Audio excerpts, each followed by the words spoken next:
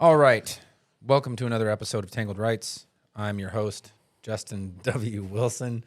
Shane's over there rubbernecking for some reason because he's got a song playing in his head. Welcome to Tangled Rights episode 10, something like that. We just are going to keep growing, guys. You're all still listening for some unknown reason. We're still here. Like and subscribe. Like and subscribe. It really helps us. This is not legal advice. Have egos and feel like we're not idiots. This is not legal advice. It's not. Consult your local attorney. If you're in Las Vegas, call me. I'll help you. Please. If you don't want to go to prison, sometimes I'm pretty good at that. Sometimes people need to go to prison. Yep. Because they have committed crimes. Sometimes you do need to talk to the police. But not without your attorney present. Do you want to get into that right now? I'll give a very brief story. So I'm in court today, and it was 7:30 in Judge Sullivan's courtroom. We had a setting to try to reset a preliminary hearing in a case. And as I'm walking out, I'm talking to the prosecutor, and two short, burly detectives come up to me, Mr. Wilson. And I turn around, and one of them comes straight at me, and the other one kind of angles off, which is an indication that I'm about to get arrested. And so in my head, I'm like, what did I didn't do anything. What's this about? I'm like, yes, can I help you? And they're like, we need to talk to you. And I'm like, oh, great. We're with the Attorney General's office. And I'm like, oh, no. And they're like, oh, sorry, we need to talk to one of your clients. And I'm like, oh, okay. And it turns out there's a investigation that's going on right now that's being done by the Attorney General with respect to another case that has nothing to do with our criminal case. And they wanted to talk to my client about that. So in that instance, what I do is I talk to the cop, find out what's going on, find out what they're going to be actually investigating. And if it sounds legit and not just a ruse to try to get me to let them talk to my client, then I'm going to let it happen. And be present. And be present. I was there. I asked because you can cut it off at any time. At any time. I can interject and I can stop. So there should be an asterisk on this. Asterisk. Sorry. I'd hate to say something wrong for you keyword trolls. I can stop it at any time if the questioning gets into a way that's going to be incriminating for my client, and it wasn't. They did exactly what they said they were going to do. So that's good, and there has to be a trust there because if they burn you that time, they're never doing anything ever again. Hey, here's information so you can go after the right guy. Correct. Well, yeah, sort of. That's not exactly how what this investigation's about, but yeah, more or less. Obviously, I can't talk about it. We're not going to talk about it because it's an active investigation. I have a new thing we're going to do. That sounds creepy. Yeah. I love minor league baseball logos because they're so unique. And I realized we're talking about different cases in different cities all the time. I already have a collection of hats, but I'm going to buy more as an excuse. And now my wife is hearing this and going to be super happy. You're going to buy more? Or did the firm buy more? This is a prop for the podcast, so the firm is purchasing these. Tax write-off. You can wear them too. What size is your head? Like a huge platform 9 3/4, I think. No, it's like a 7 5/8 or 7 3/4 or some stuff like that. Okay, it's a good size. These head. are 7.5. I got a nugget. It gets hit and it swells and just keeps getting. It's bigger. all the extra air. I do have a spot in my skull where I fractured it playing rugby. I believe you. Everybody's watching rugby now that the Olympics is on. It's actually just USA, 7, so just USA. 7. Hey, the women got bronze. Good for them. Heck yeah, that's great. That's awesome. Barely in the final seconds. That was crazy. Sevens is a much different game than 15s. The pace is different, but I've never understood why rugby is not more popular here. It's awesome to watch. We could literally take the people that wash out from the NFL, that go to the CFL or whatever, put them in rugby, like if you could cultivate like some skills with them. Just all the running backs. We would dominate every country on the planet. That'd be awesome. We have the athletic ability, just people don't get driven into that sport. So obviously, you put a football player in rugby, they're not going to understand it. They're an athlete. They're going to be able to do things, but it's not going to be the same. But man, if we just took a fraction of our talent pool, we would smoke the world. It'd be great.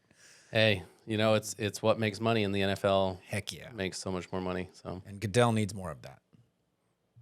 Yeah. All right, so this logo is minor league baseball has kind of random themes sometimes. So they do like alternate logos. So this is We have a case we're going to talk about out of Cape Coral, Florida. Florida's always got stuff going on. So this is the closest team here, Fort Myers. What is that? The bullfrog or pollywog? It's a type of fish. It's a grouper. Grouper? Oh, groupers get big grouper. and they're mean. Yeah, so this is a grouper on a sandwich. I want to catch a grouper. I love these wacky logos. So they're just So what's the logo or what's the team like mascot? Like they're edible grouper? Their or something? actual team is the Mighty Muscles, but they'll do like a one-off night to just sell more merchandise and do these cool logos. Cool. Yeah, I think it's cool. It is. Oh, it's super cool. I think it's cool. That's grouper sandwich. Well, let's talk about why this hat is tied into an insane story I was telling you about earlier. Oh yeah, with Deadpool. Yeah, that's right. There's a guy named Wade Wilson. Not to be confused with Deadpool. As you pointed Ryan out, Reynolds, who is is the real name for Deadpool, who his movie just dropped, Deadpool versus Wolverine. Actually gonna see it tomorrow. Okay, well, this is about a different Wade Wilson who has been in the news because his murder trial recently ended, where he was accused and found guilty of murdering 2 women in the space of a few hours for no reason whatsoever. He didn't have any reason why he murdered these 2 women. One, he had flirted with at a bar and ended up going back to her house and ended up strangulating her. Strangulating her? Strangling her There you go. to death. And then a few hours later found another woman asked her for directions, got her in the vehicle, strangled her to death. Wait a minute. This guy gets a girl to go home from a bar with him. Gets another girl who he's randomly asking to get directions into his vehicle. Yes. And then kills them. Kills them both. Yep. That sounds a little odd. In what way? In the way that if I'm a female, or even me, a male, 6 foot, 200 pounds, and someone's asking me for directions, I'll give them the directions. But you won't get in the car. Not getting in their car. Well, he was at the time Presumably at night. a Leaving a bar, I'm guessing it's, I think the next one was during the day asking for the directions even. But even still, He's unless a- they've got he's a a puppy, handsome- I'm not getting in their car. what about a kitten? I do like cats. Kittens especially are fun. They're all rambunctious.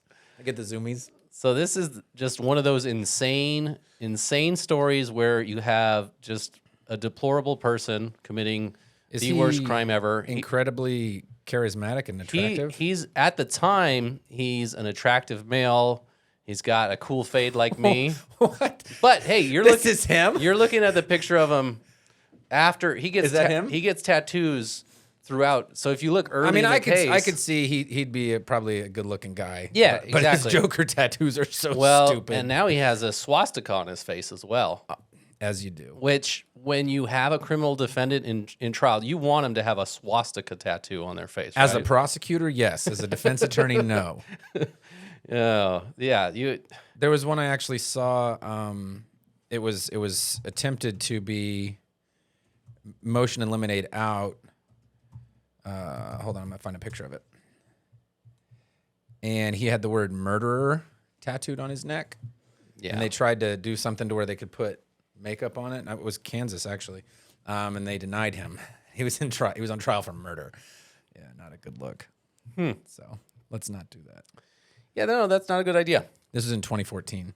A Kansas man on trial for murder wants the jury to ignore the murder neck tattoo. So Wade Wilson was recently found guilty by a jury of his peers for Okay. both of these murders, and he's pending sentencing now. It was just moved back because his defense attorney wants to bring some testimony from some doctors, psychological evaluations, when they weren't available. This should have happened already, the sentencing, but it got pushed back till later this month. Oh, I see the swastika now. It's underneath his right eye. Yeah, it's a small one.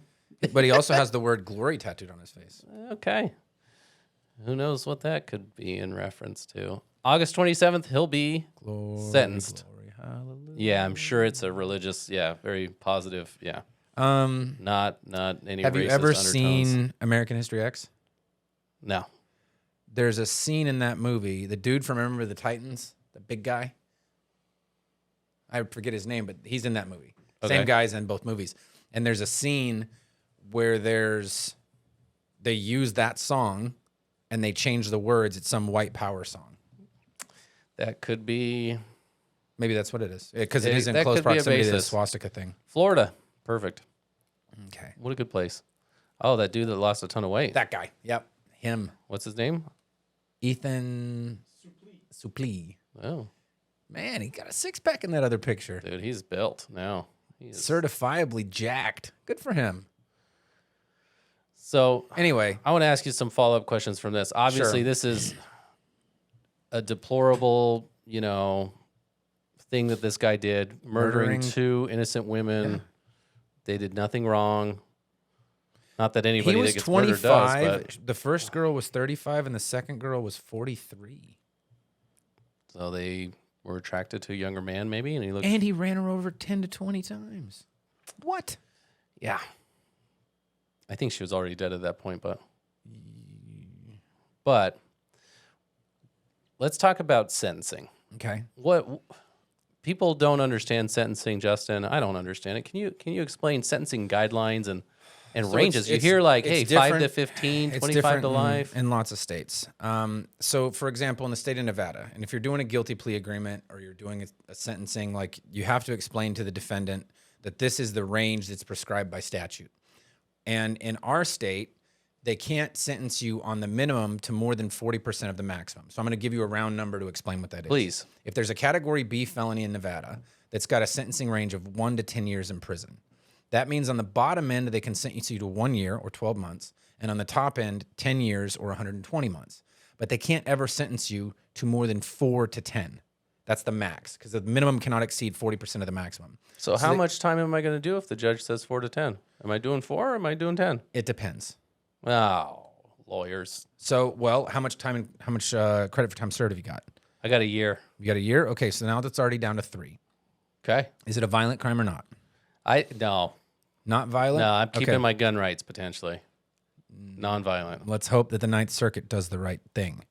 Anyway, then if you're nonviolent, you're eligible for camps, right? You're eligible for fire camp, things like that. And you're also eligible for certain programs that are going to knock time off. Let's say you don't have your high school diploma, right? You get don't. You get your GED while you're in, that'll knock some time off. Okay. There's other programs you can do. The 184 program, which is designed to help people with drug offenses, right? So let's say it's That was part of mine. other underlying issue is drugs, right? You complete that, you successfully do, whatever programs are available to you, you can knock some of that time off. So you might not do the full 3 years. Oh, so You could end up being So I'm always looking at the bottom amount because we Not said always. we Not said always. 4 to 10, which was 3 to 9. not always, but in this situation where you presuppose you didn't do anything violent, so I'm guessing you probably don't have much of a criminal history. No. Okay, well, then you're going to be pretty well eligible for your first board. Doesn't guarantee you're going to get it, but it's always possible. Okay. So I'm looking at maybe doing the 3, but maybe even less. Probably even less. I'm gonna And get you my also get good GED. time. You also get good time. Yeah. But in other states, for example, Kansas, they have a sentencing guideline. And I'll have Austin put the Kansas sentencing guidelines. There's a picture of it. On one side, you've got criminal history, so it's the X and Y axis, right? On one side, you got criminal history, and on the other side, you've got level of the offense. And in Kansas, they break it down person, non-person. So there's person felonies and non-person felonies. And then there's just this little color chart, and it kind of goes like a reverse set of stairs. Presumptive prison, presumptive probation, and then, that. So all the stuff on the top, like the lighter colored stuff, Blue. the blue, is presumptive prison. Right? What does it say? Yeah, presumptive prison. The yellow on the bottom is presumptive probation. And then the purple stuff in the middle, the 3 boxes, is border box. So border box, you make arguments. The top, the defense has to provide a good reason why you shouldn't go to prison. And the yellow, the prosecution has to provide a good reason why you should go to prison. The way that this works is, on the left side is the number of,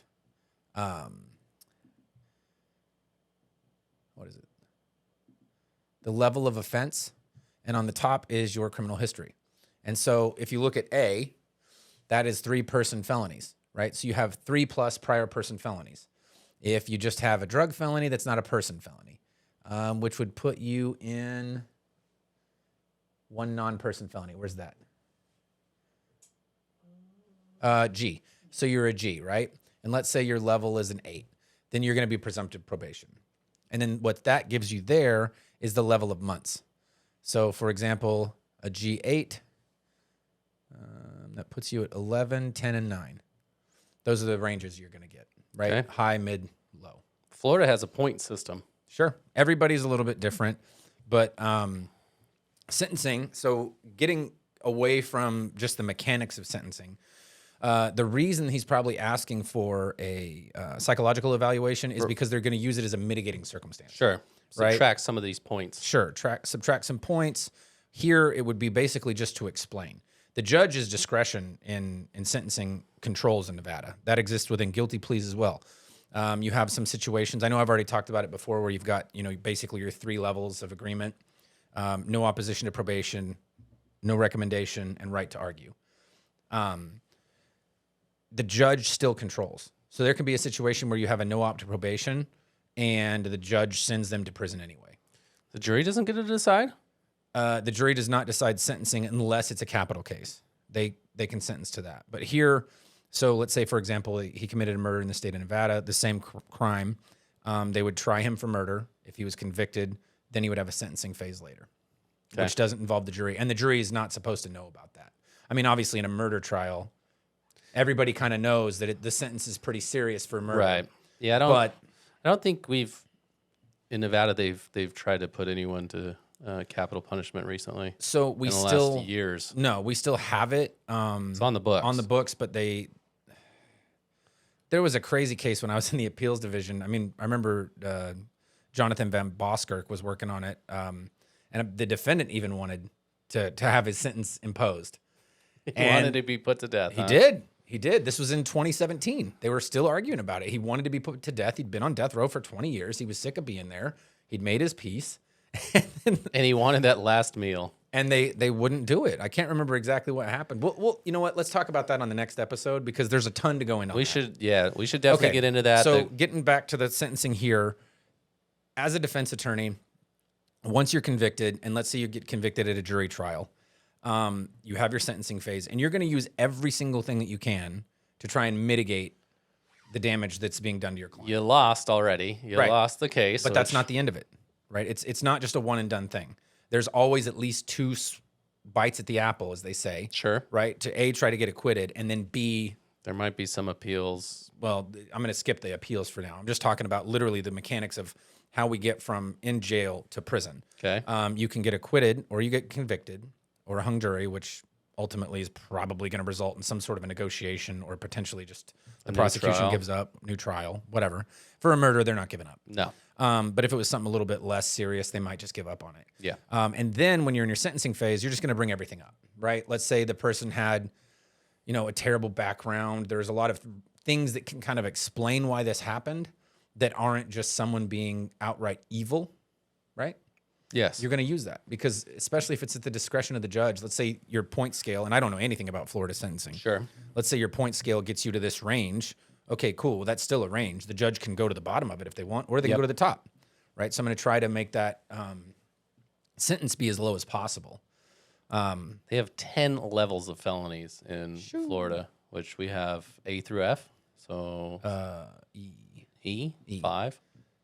So they got twice the amount because people in Florida, be committing crimes. Well, and they probably have wilder crimes that happen down there. Like bank robbery with alligator. I mean, I bet you that's real. Sometimes I'm surprised to see Austin, Google that. What are level Bs here in Nevada? And I'm just like, wow. Level B is the one that I hate the most here because it's so broad and there's so many things that can be a B. And there's so many in there. The issue is you don't get. Tell me you found one.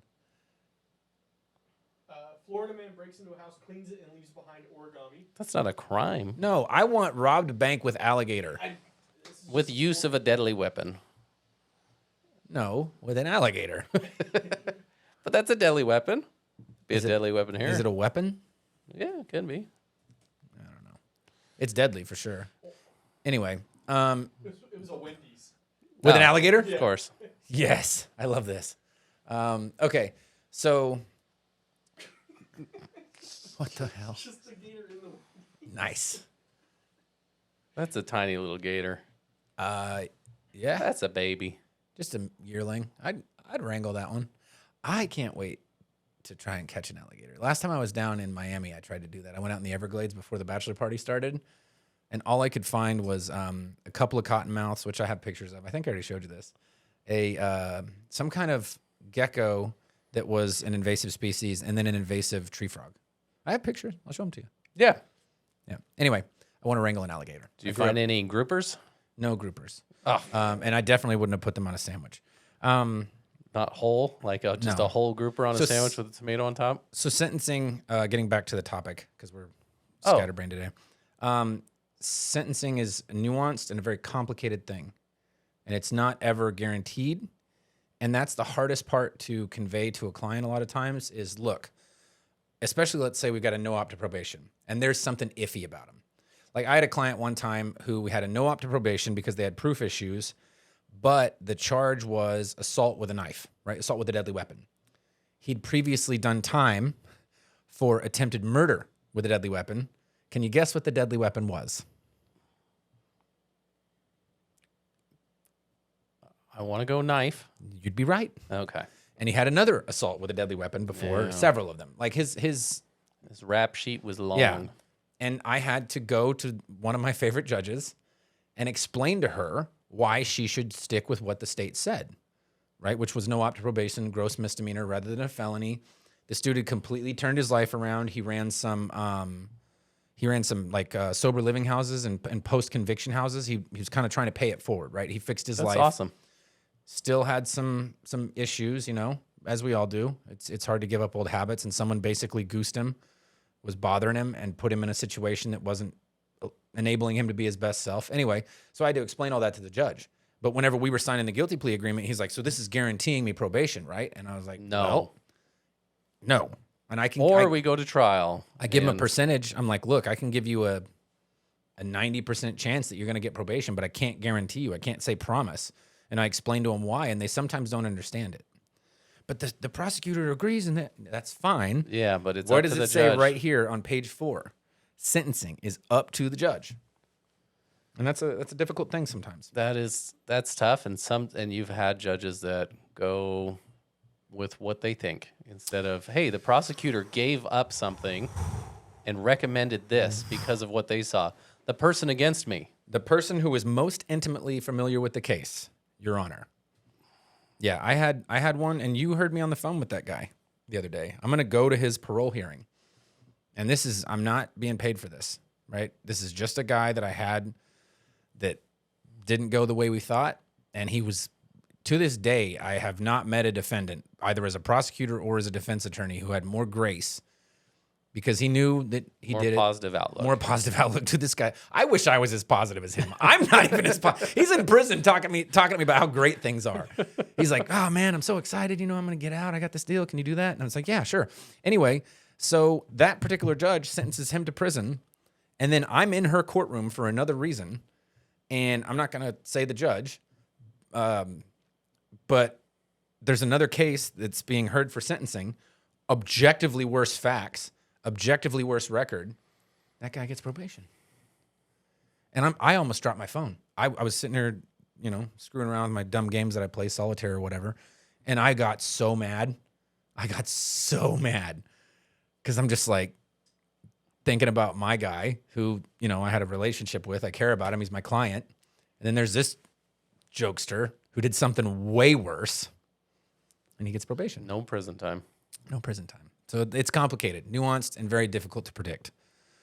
That's why we have to lay everything out as best we can, and we put the decision-making capability in the client's hands. The analogy I always give, and I know you love these, is I'm the navigator. You're the captain. I tell you where we could go. You tell us where we should go. Okay. That's it. That's it. Let them decide. They have to decide. It's their decision. I just give them all the facts. And going back to Wade Wilson, have you seen that going to trial will sometimes lead to harsher sentences? Yes. I mean, first off, you're going to get to take away one argument the defense is going to have. It's weird because going to trial can result in a harsher sentence than you would have got if you'd have taken a deal, but it's not because you went to trial. They can't say it that way, right? Because you can't be punished for exercising your constitutional right. Right. However, if you go to trial and you assert your innocence, you're certainly not accepting responsibility. Yes. So that's going to take away an argument. And this is the unspoken thing. No one's ever told this to me, and I don't necessarily believe this myself. Do you think judges want to punish people? I don't know. For I want to say taking the no. time? I hope that they don't, because it is, you know, They're it's not their supposed to. constitutional right. But sometimes it seems like it. You know, it's an unfortunate circumstance that you find yourself in. It almost seems like, okay, why are you wasting my time? You're here, you're guilty. And in some cases, it's true, right? Like in Wade Wilson's instance, they can't. I mean, they're not going to offer anything less than, hey, life. take a deal for doing what you did. Okay, so my worst day at trial is you convict me for what I did, and my worst day not at trial is you convict me for what I did. Right, but it depends on the sentencing. So, right. Yeah, that you can always propose different sentencing. Sure. Like Mr. Luna and I were talking about with the PD's office today. We were talking about a situation where he's got a guy who's got a pretty serious sex case against him. And if he takes a deal, he'll avoid prison, but he'll have to register for 25 years. Okay. And if he goes to prison, there might be a way to structure it to where he does a little bit of prison time, a couple of years, but he only has to register for 5. But he's in prison and he's did one of those crimes that prisoners don't like. Sure, but he's going to be in protective custody. He's going to be in a unit with a bunch of other people that are convicted of similar things. And so at that point, you have to ask, what's worse, right? You lose a little bit of liberty in order to get your life back, you know, in a way that's a little bit more normal than being on a registry. You're the navigator. They're the captain. They tell you where. I'm the captain now. Look at me. Our clients are the captains. I mean, if they say we're going to trial, we're going to trial. So there's also a very limited set of circumstances. And I tell people this in personal injury cases as well as criminal defense cases. Very limited set of circumstances where I'm going to say, hey, you need to do this, but it's never going to end there. It's always going to be, here's this. This is what you need to do, and here's why. And I'm going to give them some very good reasons. Obviously, I can't make them do it, but if your lawyer's telling you, hey, A, B, C, D, and then goes into the why, maybe listen to them. There's a reason you hired them. Yeah. Sometimes they don't, though, and that's okay. It depends on the person. Some say, if you were in my shoes, what would you do? We get that question a lot. I hesitate to answer that. I have answered it. The way I usually answer it is this. I tell them what I would do if they were my brother or my mom or my aunt or whatever. I'm like, look, if you were my dad, right, older guy, and if it's a younger guy, I'd say, if you were my cousin, I don't have a brother, this is what I would tell you to do. And I speak to him truthfully. Like, I imagine if my dad was in that situation, or imagine if my cousin Michael was in that situation, exactly what I would tell him to do. Hey, this is your option. This is what you ought to do. I try to put it in a situation where it's personal to me, so that way I'm given the same advice that I would give to someone that I care about, right? Because these people aren't just numbers. Right. I know a lot of people think that criminal defense attorneys, especially when you're dealing with track clients, that we don't care about them. Yeah, I probably get annoyed at them a little bit more, but that's also because they're a little whinier, right? Yeah. I mean, let's be honest. I get phone calls from these people way more often. Why is this? Why is that? And I'm like, dude, I'm just trying to do my best for you here. You're making it real difficult. And then you're going to whine at me. I have to walk around in the heat for you. No. But I still try to give them the advice that I would want given to my family members. Sure. And everybody has a different risk tolerance. Sure. You know, some people are more risk averse. Some people are more, just want to, hey, take this to trial. Or they say that they want to take it to trial until it actually. And then it's like, oh, wait a minute. You mean I'm looking at minimum 8 to 23 years if they run only the smallest ones consecutive? What? Yeah. This 5 to 12 and a half is sounding way better. Yeah. Yeah. Talk a big game, and then going to trial, you want to definitely consider your options. Yeah. And have a lengthy discussion with your attorney before. There are ways to combat cases in trial, and sometimes it's needed. But you want to definitely know what the possibilities are of being convicted of the full crime that the state's asking for. It's unfortunately one of those situations where you FAFO. Yes. Speaking of FAFO, Speaking of FAFO, sometimes YouTube YouTube giveth. and YouTube taketh away. Oh, we're He gonna have got- Austin put up this video. This is a few months back, He got yeeted. but there was a YouTube prankster, And almost the eternal yeet. oh man, sometimes these YouTube guys just go Taking one in the liver, bro. He's lucky he didn't bleed out. they go incredibly too far and get up in your face for reactions, and unfortunately, this is what young kids like to watch. So, the person who pushes the boundaries the most gets more views and more clicks. Sure. Alright, well,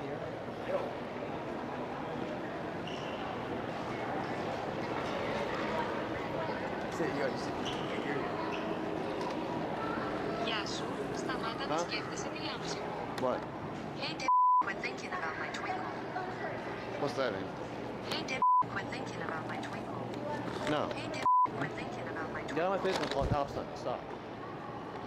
Hey, quit thinking about my twinkle. Stop! So, a young man by the name of Tanner Cook in the state of Virginia was recording a YouTube prank video in a mall in the food court and came up to a DoorDash driver and just got in his face, Yeah. held a phone up to him, And he kept, was just kind of bugging him. yeah, the DoorDash driver, we watched this right before we came over here, at least as much as we could. We can't hear the audio. There's a ton of stuff that was missing. I don't know if we'll be able to find it yet. But he kept getting in his face. He's a lot bigger than him. The DoorDash guy was probably 5'10", Right. kind of, 5'8", maybe. I don't want to call him goofy looking, but I don't know. There was a look about him where I'd want to talk to him to see, what his mental state was, right? Yeah. If he's a regular guy who just maybe didn't shave that day, or if he has some kind of competency issues. And YouTuber's 6'5". 6'5", big dude. Big guy. Comes up, gets in his face over and over and over. The guy very clearly doesn't want him to do that. In fact, he pushes him away at one point. He's trying to extricate himself from the situation the entire time. The YouTuber's coming with him. There's another guy there. Well, new YouTuber got in his face one too many times and said something, and he pulled a small pistol out of his right pocket and just bow right in the stomach. Right away. Just Hit him in the liver. Yep, pulled the trigger. So the DoorDash driver was charged with a crime, kind of Several crimes. unlawful discharge of a weapon, causing harm to another person, kind Yeah, it of was a like battery. criminal mischief or something. Basically, it's the Nevada equivalent of a battery with a deadly weapon with substantial bodily harm. Didn't look like they had an attempted murder though in No. there. So Well, it'd be real difficult to prove yeah, because it happened as a result of the other guy. It was, he was running away. That one's going to be real difficult. so a full trial. This one was one that was pushed to trial, Mm-hmm. and the criminal defendant in this case, the one that pulled the trigger, was found not guilty by a That's jury an of his acquittal. peers, And he was acquitted. I want to explain something real quick about this because some people, I've had jurors that didn't understand this, and afterwards you have to talk to them, and it kind of comes out as a prosecutor. The jury has to unanimously go one way or the other. So all of them say not guilty, or all of them say guilty. If you have 11 guilties and 1 not guilty, it's a hung jury. If you have 6 and 6, hung jury. 8 and 4, whatever. Hung jury, which is a mistrial, Mistrial which it either has to be tried again or dropped. or dropped or Negotiated. negotiated. Yeah. You are at the table again, negotiation table again. So that means all 12 jurors found that he was not guilty on the most serious charge. And that could happen for a number of reasons. I don't know what the elements are, but that means that the prosecution either didn't prove their case beyond a reasonable doubt as to one or more of the elements of that major charge, or, and this is possibly more likely, I mean, in a case like this, as a prosecutor, you have to understand people don't like this stuff. They don't like people coming up to them, filming them, especially with all these YouTube, I almost said a bad word, these YouTube jerks. And don't get me wrong, when I was in high school, we used to do stupid stuff. Yes. We'd always get my buddy Stephen Davis, who was really small, to like walk around the mall. We'd drive all the way to Bartlesville, it's 50 miles away, go to the mall parking lot and get him to walk around asking if, have you seen my brother? I'm trying to find him. And then we'd pull up and screech, be like, get over here. And he'd run and he'd be like, no, Dad beats me and Mom's a drunk or something like this. And we just pick him up because he was a little guy. And he'd be like kicking his feet and throw him in the truck, act like we were hitting him and then drive away. And these people are standing there just like, what? The only difference is we didn't have cameras. And we also never really bothered them. We just, yeah, there it is. Wait. Oh, he's got a better video. What? Always go to Reddit. Heck yeah. Anyway, we'll put this up. But yeah, so we did stupid stuff. I don't know. But people don't like it. So But maybe when you you're get... 6'5" and you look imposing. This guy looks like an adult. Like No, he's got kind of a baby face. he's got a baby face, but he's You talking about the big 6'5". guy? Yeah, the big And he's guy's also leaning 6'5", over him at this point. and he's just being aggressive, And we don't know what the audio is saying. and he's not backing up. There's audio on this one. Okay. Well, we'll take a look at it later. Dumb ways to die. He did not die. He's alive and he's fine. But he absolutely could have Seems because he fully got recovered. shot. Just don't be an idiot, Yeah, man. definitely don't be an idiot. What was I going to say? Oh yeah, we all did stupid stuff. So the point is that like you could end up with a juror who looks at this and then they just don't like him. They don't like your victim. And they're like, you know what? He did it, but we don't care. We don't care. Not guilty. And I'm not budging. So all the other 11 of you, guess what? We'll And stay here it takes till a next certain week. type of juror to do that because they push Sure. you to make a unanimous decision. I've never been in a jury box or a jury room, but I've heard that, you know, there's times where it's like, hey, it's 10-2. And the 10 are the guilties and the 2 are the not guilties. And they're like, all right, well, we can sit here for another 3 days or you guys can change your votes. And sometimes they And will. sometimes they will, just to get out of there, which sucks. If you're a juror, my advice to you, listen to all the evidence, make your conclusion based on your own reasonable intelligence and life experience, and make it based on your convictions, not the convictions of somebody else. Decide with your heart, your gut, your mind, whatever, and do what you feel is right. That's the most important part. Whether it be a criminal trial, a civil trial, it doesn't matter. It doesn't matter if it's somebody's liberty or somebody's money. It's an important thing. And That includes convict. I mean, I'm not going to tell anyone that they shouldn't convict somebody that they believe beyond a reasonable doubt Yeah. committed a crime. Correct. Go ahead, convict them. If that's how you feel after hearing the evidence, that's what should happen. Sure. Which, you know, includes any crime. It doesn't matter if it's minor, like a traffic offense, or major, like shooting somebody in the stomach in a mall. Traffic offenses. You know a lot about those, don't you? Good segue. So I didn't listen to Justin at all, and I got pulled over And yesterday. ran his mouth. I ran my mouth. I got pulled over yesterday on the way to the courthouse to make an appearance, and a police officer pulled me over. And he's like, please, I'm a lawyer and I'm lost. I'm just a widow guy. I in that moment, you know, had a female police officer pull me over, and I put my hands on the steering wheel, Smart. held them there, you know, put the window down, turned down the volume, What were you listening to? hands on the steering wheel. I was listening to FTP. 100.5, which is like 90s R&B. So it's possible it was FTP. It's I No, don't think it probably was. I don't remember the exact song, but it was I'm not going to say it. some kind of yeah. Huh? That was the 80s, though, right? Yeah, I don't know. I'm just being stupid. They have 80s, 90s, even 2000s like R&B on 100.5. Great. So station. it was R. Kelly Oh man, trapped in the closet. And you were looking at her, trying to give her doll eyes. Oh, what? I don't know. Why are you putting that on me? You're trying to get out of the ticket. I don't know what No, you do. no. Shane will literally do anything to avoid a speeding ticket. No. She asked me, Is there any where are you headed? other You on way your I way to can work? Get out of this ticket, officer? Whoa. Oh God, where are you headed, sir? I usually skip that part. Just immediately pull your shirt off I meant that part of the video. and grab the baby oil. You guys are disgusting. You're the one that did it. I'm telling Hannah. All right, I got pulled over. What were you doing? I was accused of not coming to a stop at a stoplight, Okay, did which you? I believe I did.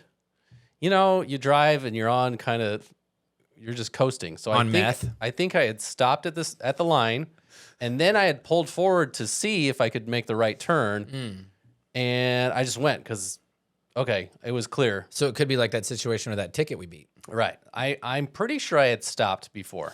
And did you tell her that? No, I wasn't gonna make any argument as to that. Okay, and my whole point of what I was doing, I was keeping it limited. But she did ask, "Hey, are you on your way to work?" I was wearing a suit. I'm obviously on my way to work. Maybe not. Maybe you just like to dress fly. Right, which could be. You do listen to R&B. Yeah, she ran me. She saw I had no history. I did say, "Well, I'm on my way to the courthouse." As a defendant. And she said, "Well, what courthouse do you work at?" I said, "No, I'm an attorney. I'm going to North Las Vegas Justice Court." That was it. That's all I had said. And what'd she say? She said, "Okay." And then she You ran did this she through ran tears, me. though, right?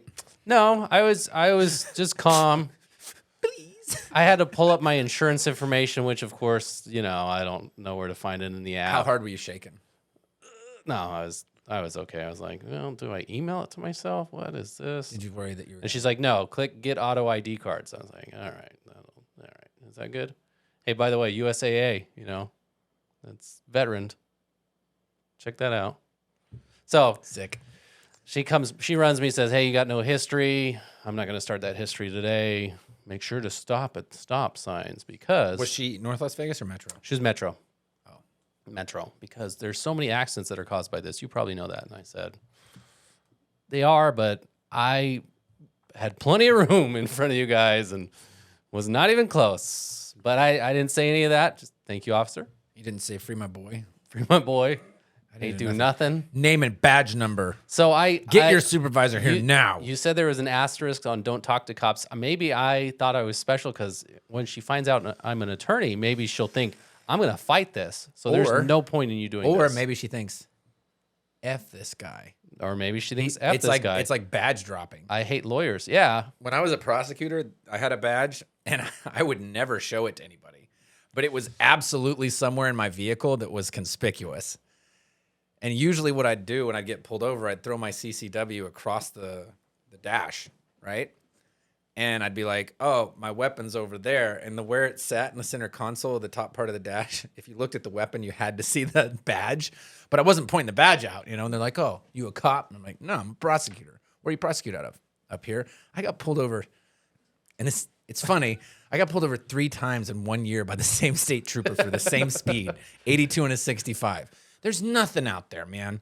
I'm in the middle of nowhere on this highway that's flat where there's nothing, right? I'm just trying to protect yourself, I trying to guess. get to where I'm going to go fishing or whatever it was I was doing at that day. I think we were going turtle catching the last time. And the last time he goes, "Mr. Wilson, I pulled you over 3 times in the last year." And I'm like, "I know, trooper. I'm sorry about that. It's just out here. There's nobody." And he's like, "I understand. Slow it down." And then he started asking me about a case he had with our office. He's like, "Could you get your secretary to call me back about this?" And I was like, "Yes, whatever you need me to do, I'll do it." Through tears, obviously, as I was putting my shirt back on. I was ready to do anything at this point. I'm kidding. I didn't take my shirt off, and I also wasn't scared. But yeah, do you have a First Amendment right to take your shirt off if you want? Yeah, Okay. I think. I don't see why not. Now, the only issue I think you'd run into is if you were actually trying to proposition the cop.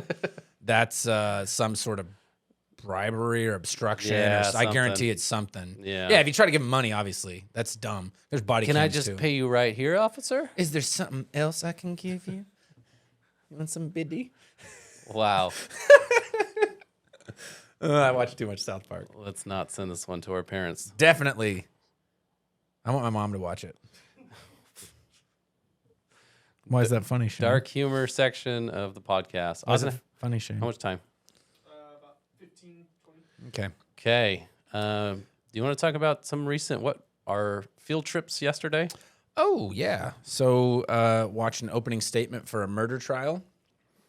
It was going on in Judge Kearney's courtroom. Judge Kearney, one of our, Judges that we have cases in front of. in Clark County, we have a special murder team, judges that are selected to hear murder cases, and only these specific judges. So It's a different, subject matter. You need to have... you need to have time, multi-week trial. Like this is going to be a long trial. I'm convinced. Yeah. But a buddy I went to law school with was the defense attorney, given the opening statement on the criminal defendant side. This is an accusation of a law student from California. Chapman University.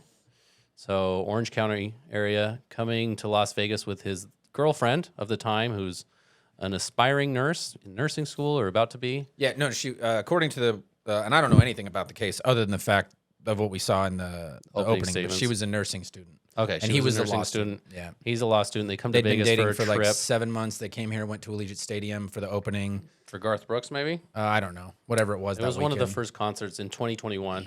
Went down to Fremont, got drunk at Fremont, presumably, and then went back to the hotel room separately. Yeah, and he is accused of beating her to death. Murder weapon was believed to be an iron, like that you iron with, ironing. Both sides had their own theory. We obviously didn't see any of the evidence, so we're going off of just argument of counsel. Which the way that opening statements have to work is you can argue things that aren't necessarily in evidence yet, if you have a good faith basis to believe that it's going to see, or you're going to see it in the trial. So the way I always like to do it, members of the jury today, I submit to you that you're going to see this, and that's going to explain this picture, which they had some pictures in their opening statements, which means that they were agreed to, stipulated, right? Hey, we know this picture's coming in. You can use it for your opening. Yeah. Or they have a good faith basis for everything that Sure. they put in. Photos of the body. Obviously those are going to be Bad. admissible. They're admissible, but yeah, they're not great. They're horrible to look at. Yeah, That one was bad. This girl was beat pretty bad, lots of bruising. Pretty egregious. Yeah, pretty bad. But the defense their argument seems to be, hey, this wasn't us. This was somebody else. Or they're attacking causation. Yeah.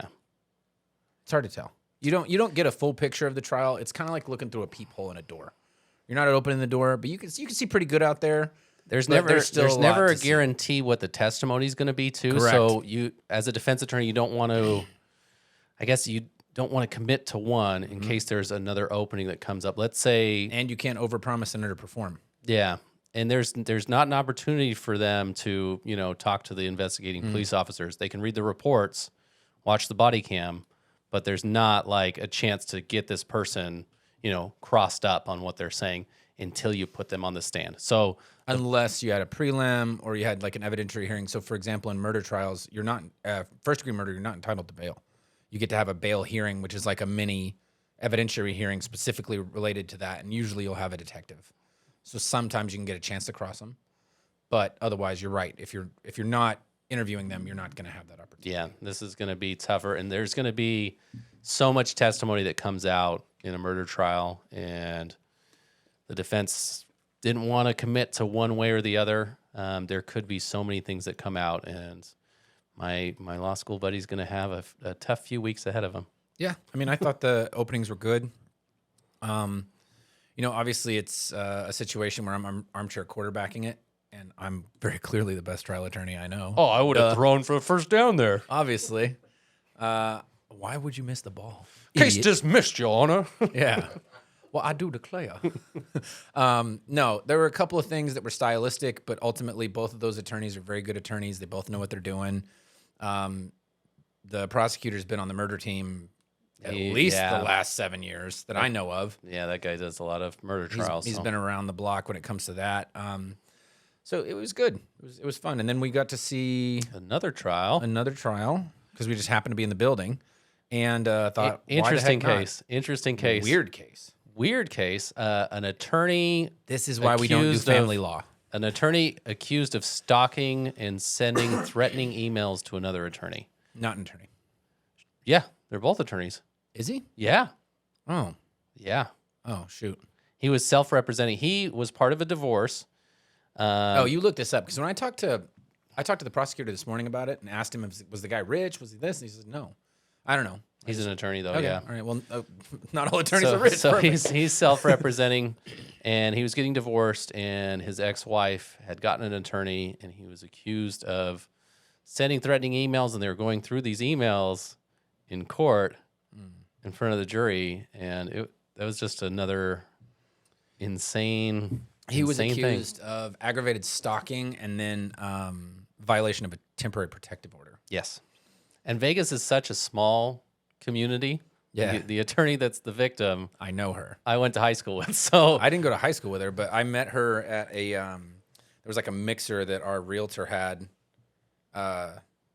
for people that she'd sold houses to that year. okay. And she was there and I was there. So, So I met her at that and we BS'd and she got my card, I got her card because I oh obviously yeah, don't- you had her card. I remember. Yeah, I don't do family law. Just randomly that we both happen to know this victim. It's a small community. Vegas is a super small community, and then another witness we both knew too because he's a public defender. Yeah. That I had played softball with before. You had seen him in cases, so Yeah, I see him in court all the time. It's nice just guy. he's a super nice guy. Super nice guy. He just testified to his Yeah. experience. testified about serving something in the case. So just going to trial teaches you so much. And we might have somebody on to talk more about that trial in the future. We'll see. yeah, I think that'd be a good idea. Okay. All right, so the Olympics, they're happening right now. Yes. There was a case back in the 90s that dealt with violence at the Olympics or Yes. in the lead up to the Olympics. I think that what it dealt with is one skater trying to stop another skater because she didn't want the other skater to end up going to the Olympics. What do you know about that, Shane? I remember this as a kid. You were a little older when this happened, so maybe you remember it a little bit better. I remember it very well. Okay. Well, you tell me then. So Tanya Harding was kind of your rough around the edges figure skater. You expect him to be not Pristine. you expect him to be kind of pristine, not from a trailer park. Tanya Harding was not that gal. She was brash. Brash. Nancy Kerrigan was the other person, and they went back and forth. They were both very good skaters. Tanya Harding got her boyfriend to basically go and kneecap Nancy Kerrigan. His name was Jeff Gillooly, ex-husband. Sean Eckerd was also, Shane Stant was the one who attacked. Sorry, there was a lot of people involved. There was a lot of planning involved. A lot of too, planning obviously. involved. It didn't really go great for him because it fell apart. They all got in trouble. She got banned from skating. She was stripped of her championship and banned for life. Other people, they got sentences, et cetera, et cetera. But the main thing that I remember, and we actually talked about this in school and college, in these situations where you have this hyper conformity to sport, and you got somebody who's so insistent on winning that they're willing to commit violence or have violence be committed on another person to try and, get to the top. Yep. It's kind of an interesting hyperconformity, right? Monica Seles' story too is around the same time. The Sure. tennis stabbing. And then the main thing that I really remember about this, and I feel kind of bad for Nancy Kerrigan because I don't know what I would do if somebody just walked up and destroyed my kneecap with a little metal bat. But they showed her on the ground, and she's like sitting there next to the rink because she was like walking off, going to the lockers or something, and she's just crying and you saying why over and over and over again. That's like the biggest thing that I remember about it because it was on the news, and it's like, what's wrong with this lady? And then you find out that it was because some shadowy dude comes out of the dark, and just whack smacks her with a pole as she's trying to leave an ice skating rink. And despite that, obviously Tanya Harding got kicked out of that Olympics, right? Correct. No. She still went to the Olympics. She was able to compete. Oh, that's right. She didn't get banned till later. Yeah. Kerrigan obviously could not compete. Kerrigan did and got silver. Never mind. Apparently, I don't know what I thought I knew. Yeah, get everything wrong, Justin. I will do that, and you guys should point it out. Everything. Also, Get talk everything about wrong. my physical appearance and what you don't like about it, please. Tanya Harding, fun fact, went on to have a boxing career after this. That is true. She was not very good, That is true. but she was able to do some stuff. Nancy Kerrigan, I think, if I recall, taught a little bit when skating teaching. I don't know. I believe you on that one. I'm not the biggest skate fan. There's been documentaries, books. There was one, I, Tanya, that came out in 2017. I don't know. Big takeaway here, guys. If you're going to the Olympics, just go. Don't fight each other about it. Just try and be better than the other person instead of just- making them worse. Beat them in sport, not physically.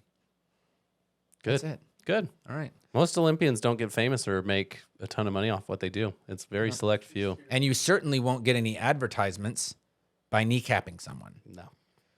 And you can actually lose your advertisements. Yes. And that's where you make all your money. Okay, listener question. I sent you a video. You remember this video? Which one? Oh, the little paintball thing? Yeah. Yeah. So Had a listener ask us a question. the listener question is, what are the laws around home protection measures? Paintballs, ring doorbell with a deterrent, booby traps. So you're allowed to protect your property. You can Okay. use cameras, things, obviously, Reasonably. You cannot leave what's called a spring trap. What that is like they have these... Can't just drop spikes on a person if I don't like them? No, you'd kill them. Darn and it. that's a crime. You can't lay a trap for someone that could maim or harm them. So the argument could be made with the paintballs, right? The automated little...